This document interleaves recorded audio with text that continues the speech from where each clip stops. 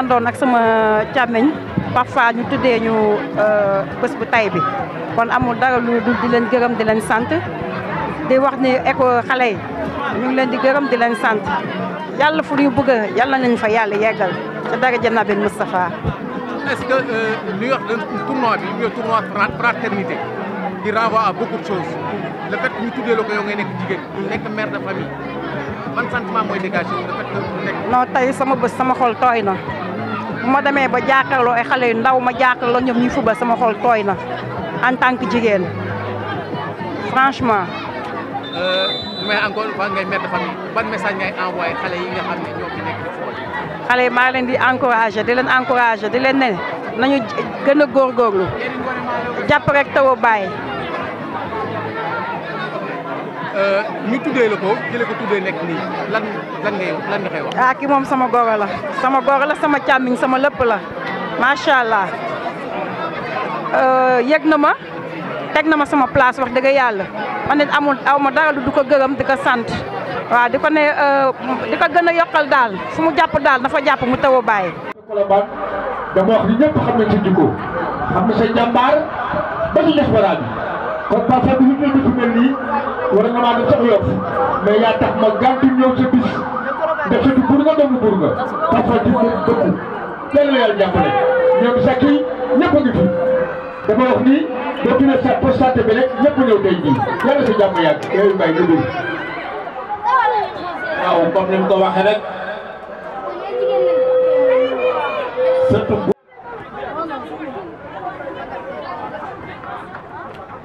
oh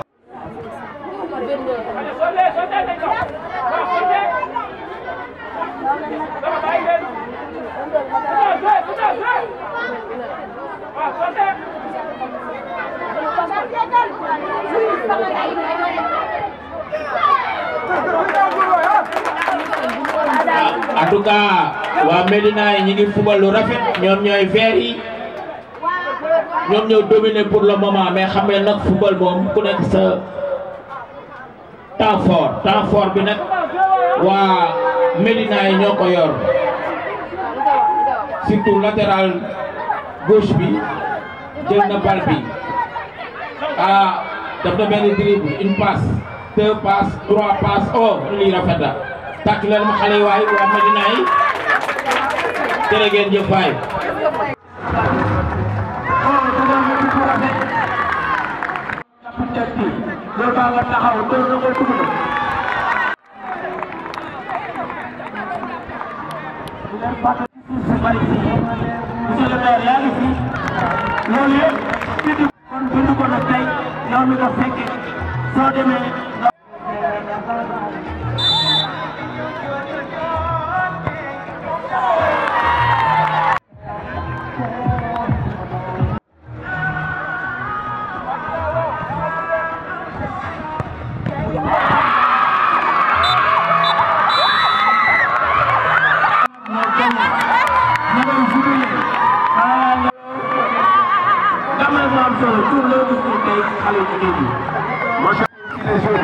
Donc, machallah, vous n'avez pas de extraordinaire.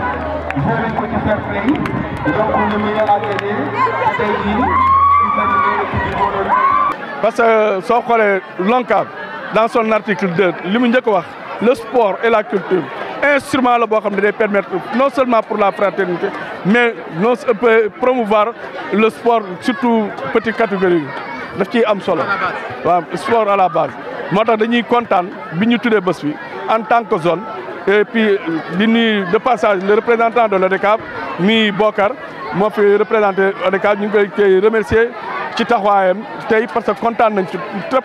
mais néanmoins lii dañ ciy bëgg li tax ñu ciy bëgg parce que dafa permettre au moins ñu mën a dugg suñu premier pas ci histoire zone bi parce que non seulement ñi ngi waxtaan ak xale yi léegi nii ne leen affaire sport fair play la sportivité la laaj sport amul leneen amul sax violence ci biir kon dañuy ñaan lii nga xam ne moom la ñu tuddee pour une première fois lancer message pour que jeunesse bi xam ne dañu war a ànd foo ak rey.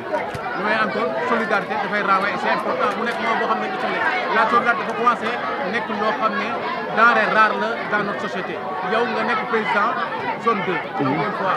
mais yaakaar mën nga ko yokk. non seulement li tax ma gën a sax kontaan ci loolu parce que instant toll li ma njëkk a jël dama jël culture comme instrument bi njëkk pour permettre non seulement de sensibiliser les jeunes mais sensibiliser encore famille sensibiliser le monde sportif parce que soo xoolee léegi nii école football doo gis ñu ne kii nu mu tëddee entraîneur la mais dañu naan la éducateur la formateur la kon c'est-à-dire que ñooñu dañu war a ànd ak ñoom lëkkaloo pour permettre à ce que ñu mën dugal lu bees ci kanamu xale yi wax leen ne sport foo la agréé mais produire benn spectacle bu am solo. lan nga yaakaar di nga yokk ci sa magistère bees bi. waaw incha allah magistère Bertil dañuy promouvoir l'éducation surtout encore côté socio-éducatif socio-économique pour permettre à ce que nit ñi jeunesse bi xam gis seen bopp. de passage ñuy remercier le président Amadou Elimane Kane nouvellement élu pour le président de l'ONCAV pour le mandat. xam nañ ne culture parent pauvre nawetaan yaakaar nga def ci dara bu mu doon parce que dafa am important la culture li mu ñëwul ci li mu doon am amatul. bokk na ci li ñuy wax moo tax li gën a indi violence ci nawetaan yi bokk na ci lan nga yaakaar jan jéego nga yaakaar def ko ci. non jéego bi njëkk mooy que non seulement damay def tout pour raffermir les liens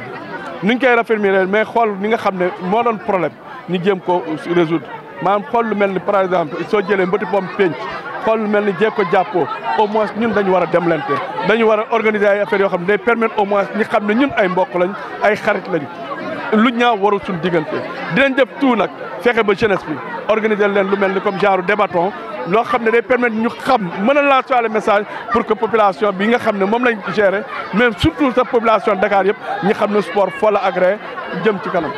sport féminin. lan nga yaakaar def ko ci. non kontaan naa surtout que tey bi ma gisee prestation bi ma gis tey mais soo xoolee match bi gën a neex sax mooy jigéen ñi tey non seulement jeunesse bi dañ cee ànd supporters yi ànd ci mais mu am benn football boo xam ne bu jaar yoon en tout cas kontaan nañ jàppale jigéen ñi pour que football féminin mën a avancer jëm ci kanam. lan ngay renvoyer lan ngay mujj wax xale yi surtout ñi nga xam ne ñoo def prestation yi. non wax ma la sax xale yi damay remercier surtout les organisateurs parce que li ñu def dafa raar parce que lii ñu organiser mënoon nañ ko def politique mais dañ ko def organiser maanaam ci monde sport surtout les zones 2 sport la nga dugg école football sport la mais néanmoins dañuy remercier ñi nga xam ne ñoo fi nekk comme Baye Moussé sama xarit la en tant que adjoint maire daf fi ñëw en tant que adjoint maire mais sama xarit la di remercier membre zone 2 yëpp yi fi nekk remercier ñi nga xam ne au moins ñoo ma accompagné muy sama service ville de Dakar bi ma nekk di remercier Jo Samba parce que jàpp na ci tamit ñoom Thierno Ndiaye leader politique la ñoom ñëpp ñu ngi leen di remercier ci acte bi nga xam ne def nañ ko tey fekkee fii mais di remercier tamit population Gueule Tapée Fass Colobane ci seen présence tey. naa bi boo gisee ma initier ko waaw ñun dama gis ni souvent ñun académie fii académie Fass Gueule Tapée Colobane ba Médina souvent duñu bàyyi xel noonu population yi duñu bàyyi xel. duñu bàyyi xel ci éducateurs yi tamit duñu xamuñu lu ñuy liggéey da ngay gis parent bu jël xaleem rek indi ko ci école de football bi rek wëcc ko foofu dem yoonam xamuñu lan lay liggéey foofu xamuñu lu ñuy def éducateur bee fay sonn moo fay def lépp tey jii lii ma organiser nii du dara pour sensibiliser population bi sensibiliser parents yi ndax ñu ñëw fekkee tey xool ba xam seen xale yi lan la ñuy def ci école de football yi lan la ñuy liggéey ci académie yooyu ak seen encadreur yi ñooñu nan lañ leen joree moo tax ma initier lii waaw.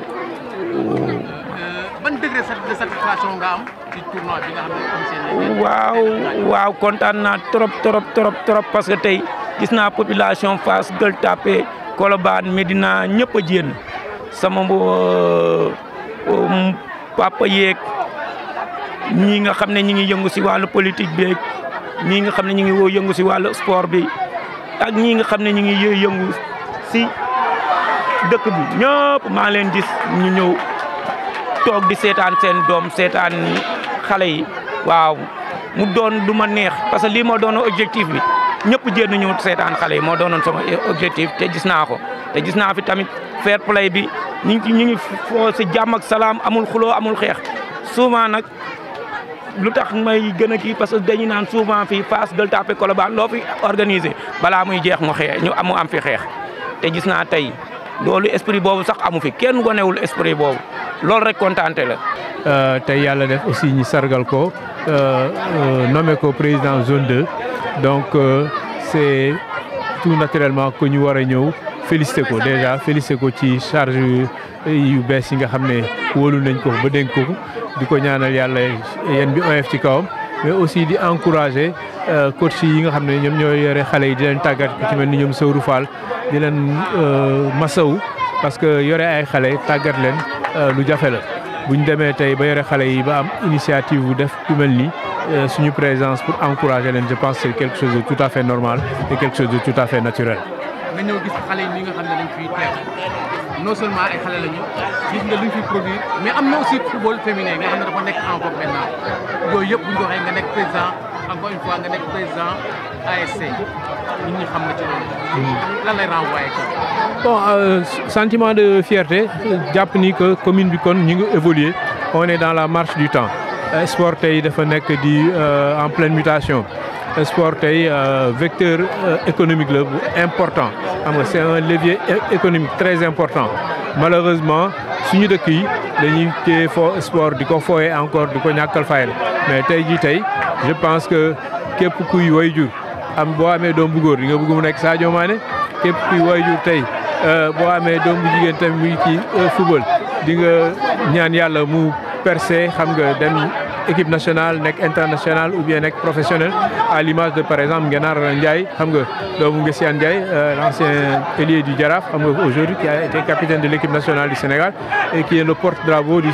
football féminin au Sénégal donc jàngat sentiment de satisfaction lañ ci am mais aussi dafay gën a tàggat gën a encourager les présidents de zone les présidents de club ñu xam ni que le monde sportif est en pleine mutation te ñu koy intégrer malheureusement suñu ASC yi dañuy wax association sportive et culturelle mais dimension sportive bi rek la ñuy intégrer te bu ñu waxee dimension sportive bi aussi football kese la te bu ñu waxee football bi boo koy xool équipe senior yi rek la ñuy kii mais junior yi duñ ci wax petite catégorie bi duñ ci wax école football yi xam ne tey ñoom ñoo nekk à la base ñoom ñoo gën a tumuranke tey si suñu politique sociale bu ñu xoolee par exemple tey subvention yu mairie yi di joxe tey man je suis président de club damay ñëw à chaque fois bu ñu jox suñu subvention j'ai un pincement au cœur moo gisee par exemple ASC mel ni Colobane ñu ñuy jox subvention 300 000 francs non loo xam ne mootul suñu regroupement mootul suñu mais loolu sax du ma metti parce que dama naan Colobane xëy na peut-être supporters yi peut-être on a des mécènes trucs mais bu ma xoolee équipe école football ñi ñëw nga xam ne ñoom tous les dimanches tous les mercredis ñu ngi ci terrain ñu leen di jox subvention 50 000 francs loo xam ne mënut sax njëgu ñetti ballon xam nga yu kii vraiment ça fend le cœur donc vraiment je pense qu'il y a à réfléchir sur notre politique sportive sur la façon d'accompagner ces accompagnateurs là mais aussi que pour que encadrer xale yi parce que c'est pas facile li ñuy reprocher sëriñu daara yi précarité bi ñu nekk ci même précarité boobu la éducateur sportif yi école football yi nekk donc l'État doit y réfléchir les collectivités territoriales doivent y réfléchir mais aussi les parents et les mécènes doivent accompagner le développement de la petite catégorie mu am un rôle prépondérant dans le quartier de Colobane tey ñëpp xam nañ ni délégué de quartier la moom mooy délégué de quartier Sakura Monument mooy suñu délégué de quartier en tout cas ñun mais au-delà de ces nouvelles fonctions-là, Gaucher a incarné le football, du ma ne à Colobane, mais dama naan le football, un grand éducateur. Il a été à Djambar, il a formé des gens à la Jeanne d'Arc, un pur talent, qui a été capitaine de Colobane, qui a été l'entraîneur de Colobane, bi ñuy dem régional moom moo ñu yoroon. Donc c'est un très grand éducateur, mais malheureusement li ma la wax rek mooy le sport est ingrat, surtout nag le sport sous nos tropiques. Balaa ñi lay décorer ñi bàyyi ba nga génn àdduna xam nga les décorations à titre possible ça n'a absolument aucun sens nit ñi dañ leen di décorer nañ leen di bàkk de leur vivant pour les donner en hommage xam nga pour les donner en exemple xam nga aux générations suivantes tey jii tey Gaucher c'est une référence dans la commune man bon sama nijaay la si waaw man si je suis devenu président de l'ASC Colobane c'est grâce à lui voilà këram lañ ma kii lañu gis la discussion yi démarré xam nga y a eu aussi bon des grands yi nga xam ne jóge nañ fi ay Moussa Ndiour yoo xam ne jàpp nañ ci tey ay grand Ndioura Papou Moussa Ndiour le reporter impro donc il faut que sportif yi commune bi vraiment ñi sargal leen xam nga de leur vivant ñi leen citer en exemple commune bi bëri na ay références yoo xam ne malheureusement on les célèbre pas assez et ça aussi c'est un peu la faute des ASC parce que comment dirais-je le nawetaan ne se limite pas seulement xam nga à une compétition de 3 mois avant dafa doon am ay activités de cours de vacances ay activités citoyennes et je pense qu'il faudrait qu'on redonne à cet esprit-là xam nga au nawetaan qu'on leur redonne leur lustre d'antan xam nga que ce soit un creuset d'éducation mais aussi xam nga une occasion de célébrer les réussites de nos quartiers que ce soit bien sûr aussi bien sur le monde sportif sur le monde économique sur le monde culturel scientifique vraiment dans cette commune-là nous avons des gens que nous pouvons valoriser que nous pouvons citer en exemple à la jeunesse que ne soient pas seulement les lutteurs je n'ai absolument rien contre je les aime bien j'ai des amis lutteurs mais je pense que s'il y a d'autres catégories de sportifs qu'on peut donner en exemple à cette jeunesse-là. Qu'est-ce qui nous inspire ñu wax ne ASC sport ak culture dañ koy wax mais dañuy wax aspect économique bi dañ ko war dugal maintenant ci moom parce que mu sport surtout li nga xam ne mooy nawetaan di drainer assez de monde ñu koy dugal ci 3 mois te côté économique bi nga xam ne ñun war nañ ko utiliser ñun ñoo duñ ko def kan la lay inspiré loolu dañ koy pensé ñu ngi commencé di bon déjà xam nga le nawetaan était prévu pour être des activités de vacances donc je pense qu'il faut qu'on revienne aussi à cet esprit-là parce que man je fais partie des premiers présidents qui ont déploré que les compétitions de nawetaan puissent aller jusqu'au mois de janvier. On prend des gens, des jeunes qui sont dans les écoles et parfois il y a des perturbations sur leur cycle scolaire. Donc on doit quand même rester ferme sur l'encadrement dans la durée et tout. Mais une fois que cette période de 3 mois ou de 4 mois, ces périodes de compétition sportive dépassées, les ASC doivent proposer d'autres activités. Un encadrement, par exemple, école Tidjine, on met des cours de vacances, on prend des répétiteurs, des jeunes du quartier qui soient des répétiteurs, on mène des activités économiques dans le quartier parce qu'aujourd'hui, l'État doit pouvoir toucher le maximum de population possible à travers les collectivités territoriales, mais surtout à travers les ASC. Et on doit repenser le modèle de nos ASC, mettre en place des ASC de développement. Voilà, prendre des jeunes, les encadrer. Aujourd'hui, ce terrain-là, par exemple, si on le donne à une ASC de la zone, il peut peut-être lever des financements, mettre, un terrain synthétique, le louer, drainer d'autres activités, prendre des gardiens qui vont s'occuper de ça, prendre des stagiaires qui vont faire le nettoyage, prendre un médecin qui va aussi assister les équipes. Donc il y a beaucoup de choses qu'on peut traîner. Il y a une culture économique du sport. Voilà, il y a une économie du sport. Vraiment, il faudrait qu'on puisse vraiment toucher du doigt cette économie du sport-là au profit de nos ASC qui pourront après progressivement se prendre en charge.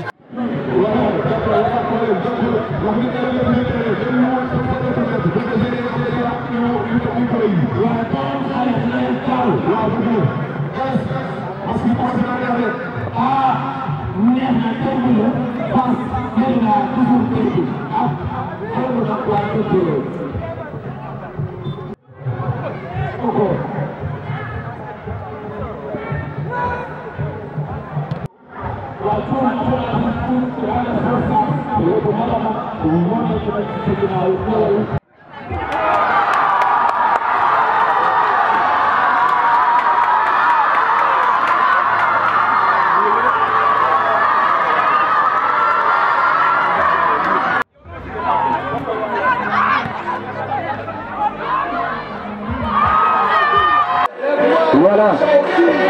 c'est ainsi que termine le grand match qui opposait l'équipe de Fass et celle de la Médina. Et à l'issue de ce match,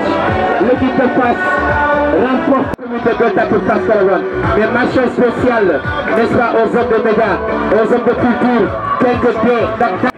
donc on a gardé Omar Fall pour la fin. Le porteur de voix. dañuy rafetlu événement bi parce que lépp lu ko organisé woon pour juste ñu booloo doon benn parce que tamit booy xool fii Fass Médina Colobane benn commune la te ñun aussi dañuy bëgg appuyer ci autorité pour ñu jàppale ñu ku su mel si yéen gis nañ sacrifice yi ngeen def ak lépp li ngeen organisé pour yëpp pour jeunesse bi la rek da ci ëpp doole pour boole bi en même temps ñu leen di encouragé tamit di leen ñaan pour ngeen gën ñu soutenir lu dem ci wàllum avenir parce que ñun tamit ci lii rek lañ am ci football rek la ñuy yëngu te buñ gisee yéen ngeen di def ay effort pour juste pour ñu jàppale ñu dañ ciy kontaan di rafetlu bu baax ci organisation bi jaar na yoon. jaajëfal suñu coach yi ndax ñoom ñoo ñu jàngal football ba ñuy nekk ay xale yu ndaw ba tey ñoo ñu indi fii ñuy football ba pare ñun respecté nañ conseil yu ñu jox ba moo tax ñun ñu dugg ci terrain bi appliqué ko quoi. de manière générale tamit